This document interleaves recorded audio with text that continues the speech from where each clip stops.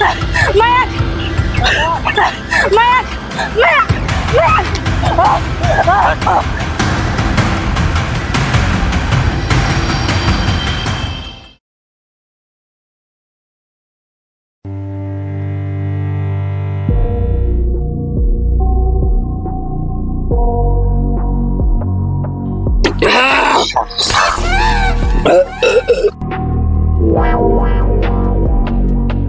हमर जीवन में बस एक इच्छा एगो बड़का घर, चार चक्का गाड़ी, एगो चुम्मा देवे नाड़ी। अरे तू एक इच्छा बोल के तीन इच्छा बोल दे। हाँ तो हमर तीन इच्छा बाग भोसड़ी के तो अपन इच्छा के गोली मार हमर बात सुन। कल हम एगो जहाज ले बताई। कौन जहाज? पानी वाला कि हवा? हवा बता। हवा वाला। तोरा पास इतना पैसा? पैसा के तो पूछी मत, हमरा पास इतना पैसा आओ कि जब हम कहियो तब पैसे से गाड़ दो भाई। तो यार पी अब आ भैया।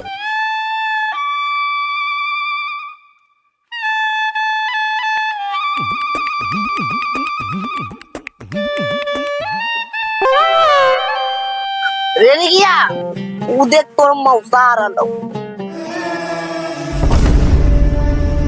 अरे वो हमार मौसा ने मामू हो रहा। हट साला, फिर बच के भाग गया।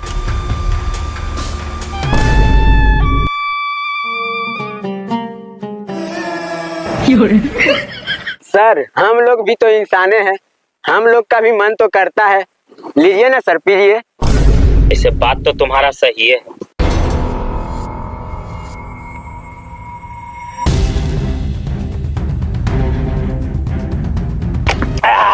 चलो साला, पिएंगे नहीं तो जिएंगे कैसे? सर अगर कोई देख लेगा तब। अरे साला सरकारी आदमी है, चलो चलिए।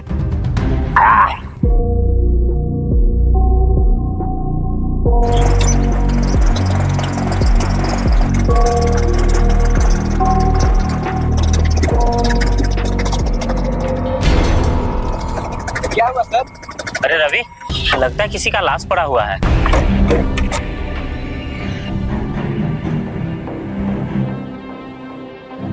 चेक करो तो इसको। इसका सांस नहीं चल रहा सर। इसका सांस नहीं चल रहा? नहीं, ये लगता है मर गई। ये जिंदा है लग रहा है, इसको उठाओ तो। उठो। कौन हो तुम और तुम्हारा एक्सीडेंट कैसे हुआ? और ये लेडीज कौन है? सर मेरा नाम मयंक है और ये मेरी भाभी है। भाभी है? अच्छा ये बताओ तुम लोग का एक्सीडेंट कैसे हुआ? अरे क्या बताऊं सर, मैं बाइक से जा रहा था तभी अचानक मेरा बैलेंस बिगड़ गया और हम दोनों कब बेहोश हो गए पता ही नहीं चला।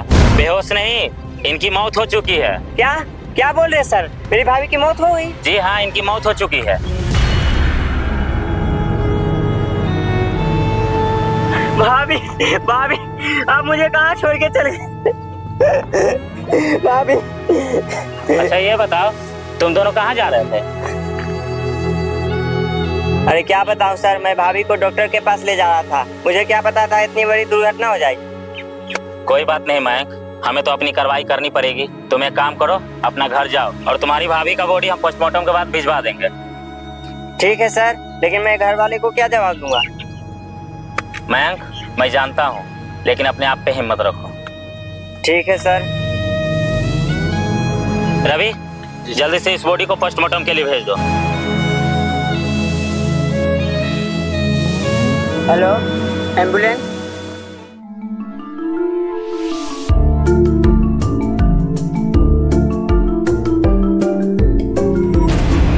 अरे मयंक आ गए तुम? हाँ भैया आ गए। अरे और ये चोट तुम्हें कैसे लगी? और भाभी कहाँ है? अरे क्या बताए भैया, हम दोनों का रास्ते में एक्सीडेंट हो गया। क्या? सच कह रहा हूँ भैया, भाभी अब हमारे बीच नहीं रहेगी। क्या क्या बोल रहे हो बेटे तुम? अरे पापा, मयंक कह रहा है कि अमृता हमारे बीच नहीं रही। क्या?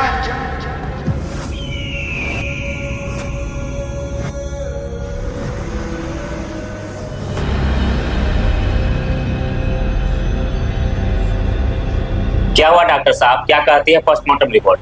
पोस्टमार्टम रिपोर्ट से यह मालूम चलता है कि लड़की जो है कुछ दिन से गर्भवती थी। गर्भवती थी? अच्छा डॉक्टर साहब, यह तो बहुत ही बुरा हुआ उसके साथ। इतना अच्छा समय उसके जीवन में आने वाला था और उसके पहले ही उसके बीच एक्सीडेंट हो गया। जी नहीं इंस्पेक्टर साहब, ऐसा बिल्कुल नहीं। ऐसा बिल्कुल नहीं है? मतलब डॉक्टर साहब आप कहना क्या चाहते हैं? देखिए सर, इस औरत की मौत एक्सीडेंट से नहीं बल्कि इसका मर्डर हुआ और इसकी मौत गला दबाने से हुई। ये क्या कह रहे हैं डॉक्टर साहब आप? इस औरत का मर्डर हुआ है? ये कैसे हो सकता है? हमें मौका बर्दाश्त से तो ऐसा बिल्कुल प्रतीत नहीं हुआ कि इसका मर्डर हुआ है। जी इंस्पेक्टर साहब, ऐसा बिल्कुल नहीं। इस औरत का मर्डर हुआ है और इसे बहुत खूबसूरती से एक्सीडेंट का रूप दिया गया। लेकिन ये कैसे हो सकता है डॉक्टर साहब? आपके पास क्या प्रूफ है कि इसका मर्डर हुआ है? क्योंकि जब हम इसका पोस्टमार्टम कर रहे थे तो इसके गले पे हल्के हल्के निशान दिखाई दिए, जो कि गला दबाने से ही होती है, ना कि एक्सीडेंट से। और दूसरी बात, जो वो साड़ी पहनी हुई थी उसी कलर का निशान मुझे उसके गले पे दिखाई दिया। इससे यह साफ साफ पता चलता है कि उसका मौत एक्सीडेंट से नहीं, उसका मौत गले दबाने से हुई। जी बहुत बहुत धन्यवाद डॉक्टर साहब आपका कि आप इतनी बड़ी अहम जानकारी हमें दी। हमें तो ये एक्सीडेंट ही लग रहा था, लेकिन कोई बात नहीं, अब इसी की जांच हम अपने तरीके से करेंगे। ठीक है डॉक्टर साहब, चलते हैं। रवि,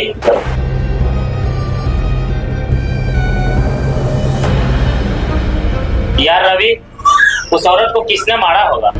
सर पता नहीं मुझे क्यों अमृता के देवर पर ही शक हो रहा है, क्योंकि उसको सिर्फ थोड़ा सा खरोच आया है। उसकी भाभी की मौत कैसे हो गई? मुझे तो कुछ गड़बड़ लग रहा है सर। तुम ठीक कह रहे हो रवि, मयंक ने कुछ दिमाग लगाया होगा भाभी को अपने रास्ते से हटाने के लिए। जी सर। हमें ये पता लगाना होगा कि आखिर उसने ऐसा क्यों किया है। हाँ सर।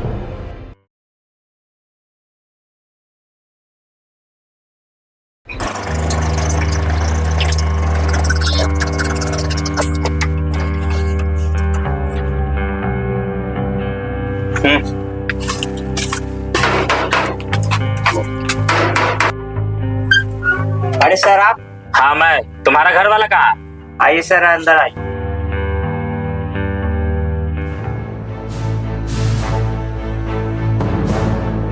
क्या हुआ इंस्पेक्टर साहब, आप यहाँ कैसे? आप ही अमृता का पति हैं? जी सर। आपका नाम क्या हुआ? जी मेरा नाम विशाल है। जी विशाल जी, मैं कुछ काम से आया हूँ आपके यहाँ। जी सर, पहले आइए बैठिए।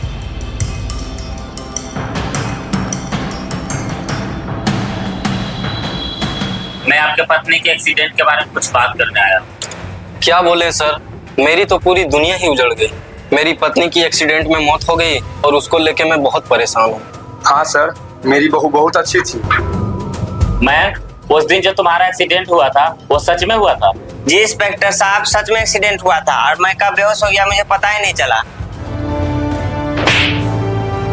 क्या हुआ सर, आप मेरे भाई को क्यों मारे? मैंने इसलिए चाटा इसको मारा कि सच्चाई आप भी सुनेंगे तो आपके भी होश उड़ जाएंगे। क्या बात कर रहे हैं? आपकी पत्नी का कोई एक्सीडेंट नहीं, बल्कि बड़ी चालाकी से आपके भाई ने आपकी पत्नी का मर्डर किया है और उसे बड़ी खूबसूरती से एक्सीडेंट का रूप दे दिया ताकि इसके ऊपर कोई शक न करे। क्या मैं सही कह रहा हूँ ना? ये झूठ है, मैंने ऐसा बिल्कुल नहीं किया भैया। मयंक, तुम सच बता दो कि जो इंस्पेक्टर साहब कह रहे हैं वो सच है।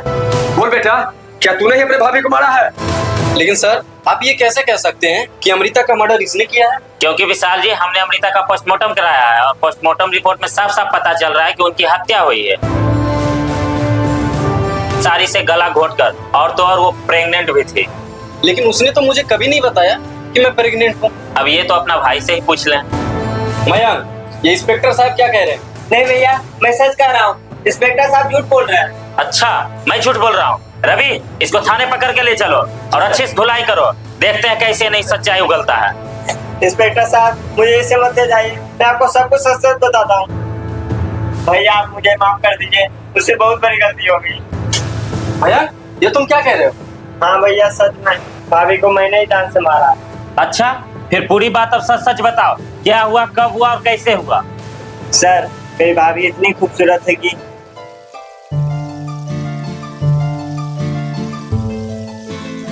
अरे भाभी, भैया कहाँ? भैया भी काम पर से नहीं आया। खूब बिजी है भाभी, लगता है भैया आपको टाइम नहीं दे पा रहे। हाँ, काम का प्रेशर उनको बहुत ज्यादा है, इसीलिए बिजी है। आ गए आप? हाँ, वो काम का प्रेशर थोड़ा ज्यादा था ना, इसलिए थोड़ा लेट हो गया। हाँ भैया, मैं भी भाभी से यही कह रहा था कि आप इनको टाइम नहीं दे पा रहे। क्या करें, मैं काम का प्रेशर इतना ज्यादा है ना, करना पड़ेगा, घर कैसे चलेगा। ठीक है भैया, आप बैठिए, हमको कुछ काम है, हमको जाना है बाहर। ठीक।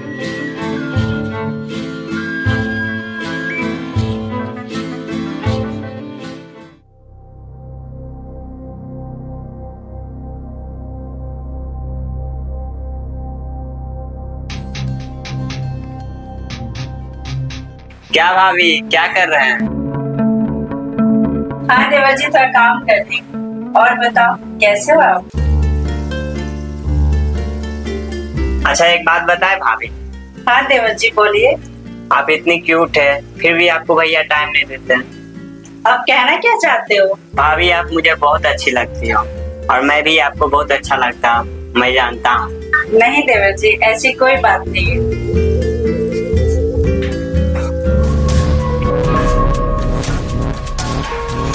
छोड़िए देवर जी, क्या कर रहे हैं आप? भाभी मैं आपसे बहुत प्यार करता हूँ, मैं जानता हूँ कि आप भी हमसे बहुत प्यार करते हैं। बताइए ये सच है कि नहीं? देवर जी तो बात सही कह रहे हैं। वैसे उनके पास टाइम है कहाँ, और उनसे कुछ होता भी नहीं। यही सही मौका है, गले लगा लेती हूँ।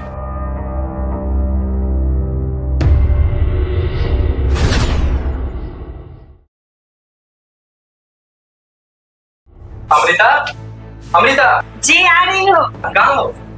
जी बोलिए। जाओ मेरे लिए चाय बना के लेकर आओ। अभी लेकर आती हूँ। मैं कहाँ है? हाँ भैया बोलिए। आओ बैठ के साथ में चाय पीते हैं।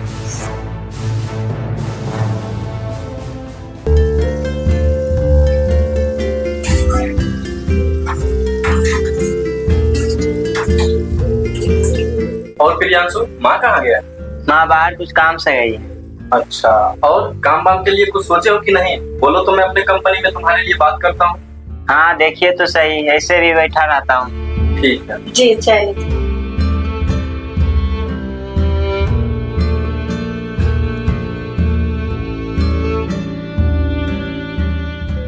ठीक है अमृता, मैं चलता हूँ। ठीक है जी, शाम को जल्दी आ जाइएगा। ठीक है।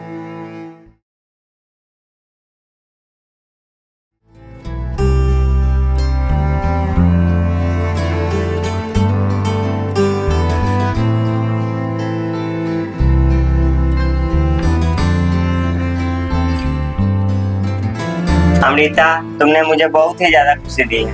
हाँ मैम, तुमने भी मुझे वो सब खुशी दिए हो जो हर पत्नी अपने पति से चाहती है। अगर मम्मी पापा और भैया को पता चल गया तो?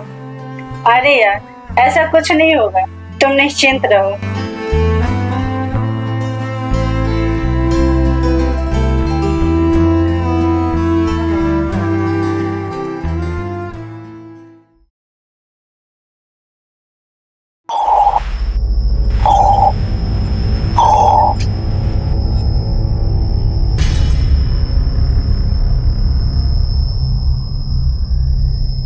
मयंक, मयंक। अरे अमृता, तुम भैया ने देख लिया तो बहुत बड़ी दिक्कत हो जाए। दिक्कत हुई नहीं है, दिक्कत होने वाली है। क्यों, क्या हुआ अमृता? मैं माँ बनने वाली हूँ।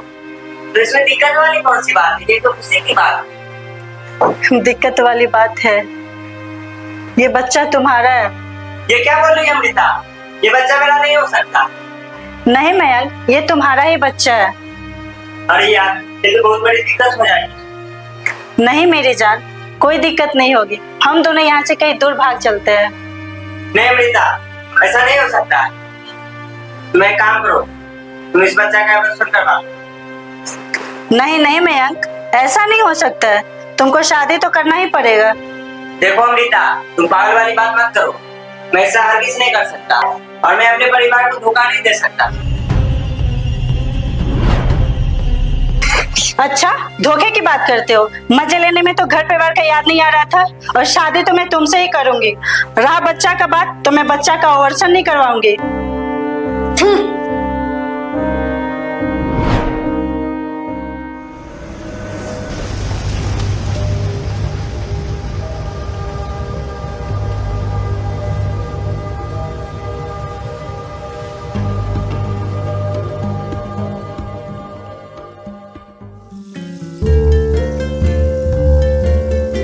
यार मैं अब क्या करूं, मैं तो बड़ी मुसीबत में फंस गया हूँ।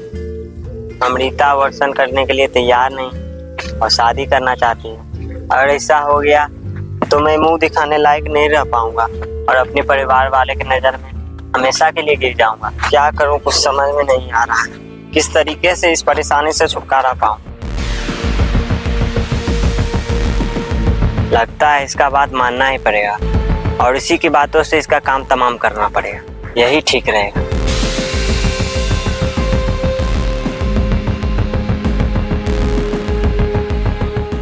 अच्छा, तो तुमने ये सब प्लानिंग किया, उसके बाद क्या हुआ? उसके बाद सर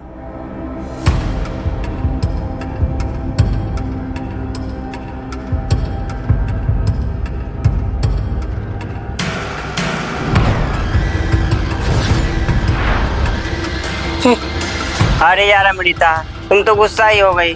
अच्छा चलो, तुम जैसा कहोगी वैसा ही करूंगा। सच्ची में? हाँ सच्ची में। पहले एक काम करो, चलो डॉक्टर के पास चलते हैं और उससे हमें ये भी पता करना है कि हमारा बच्चा ठीक है कि नहीं। ठीक है, मैं रेडी होकर आती हूँ।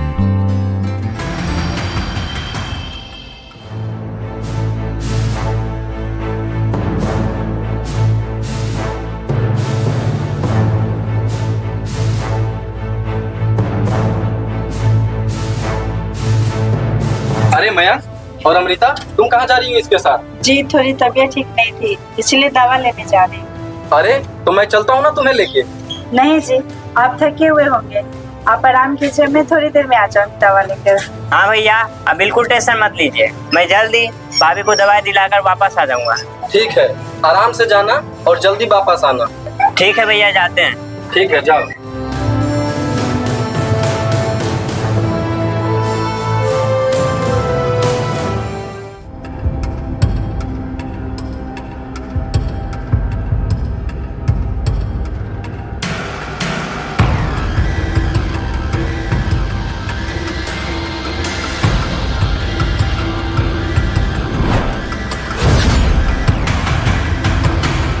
अरे मयंक, यहाँ बाइक क्यों रोके हो? हम लोग तो डॉक्टर के पास जा रहे थे ना। अमृता, मैं तुम्हारे आगे हाथ जोड़ता हूँ, प्लीज तुम इस बच्चे का अबॉर्शन करा दो। मैं तुमसे वादा करता हूँ, हम दोनों का रिश्ता जैसे चल रहा था वैसे ही चलते रहेगा, लेकिन मैं तुमसे शादी नहीं कर सकता। तुम मेरी मजबूरी को समझो। तुम मुझे यहाँ यही सब कहने के लिए लाए थे? पागल समझते हो क्या मुझे? एक बात कान खोल के सुन लो मयंक, नहीं मैं अबॉर्शन कराऊंगी और रहा शादी का तो शादी मैं तुमसे ही करूंगी। नहीं अमृता, ऐसा मत करो। तुम मुझे जानते नहीं हो मयंक, अगर तुम मेरे से शादी नहीं किए ना तो तुम्हारे भाई और परिवार को बता दूंगी और तुम्हारी जिंदगी बर्बाद कर दूंगी।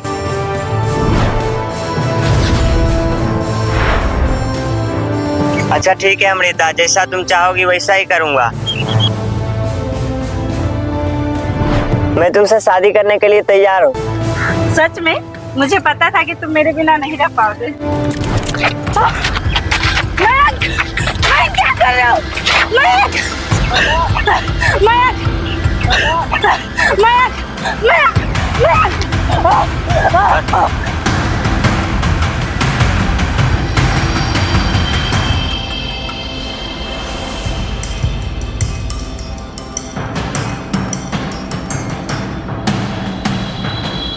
अच्छा हुआ मैं तुम्हें मार दिया, नहीं तो मैं कहीं मुंह दिखाने लायक नहीं रहता।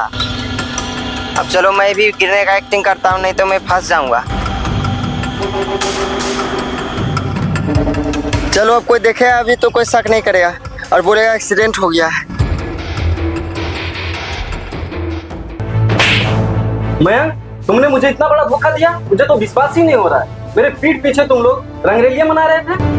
मेरा भाई हो के तुमने इतना घटिया काम किया, मुझे तो यकीन ही नहीं हो रहा है। तुमने इतना सातिर दिमाग लगाया कि हम लोग गुमराह हो जाएंगे और तुम कानून से बच कर निकल जाओगे, लेकिन तुम ये भूल गए कि कानून से आज तक कोई नहीं बच पाया है। हाँ सर, ले जाइए इस नालायक को मेरे आंखों से दूर और इसे कड़ी से कड़ी सजा दीजिए। आप बिल्कुल चिंता ना करें विशाल जी, कानून इसके की एक सजा जरूर देगी। रवि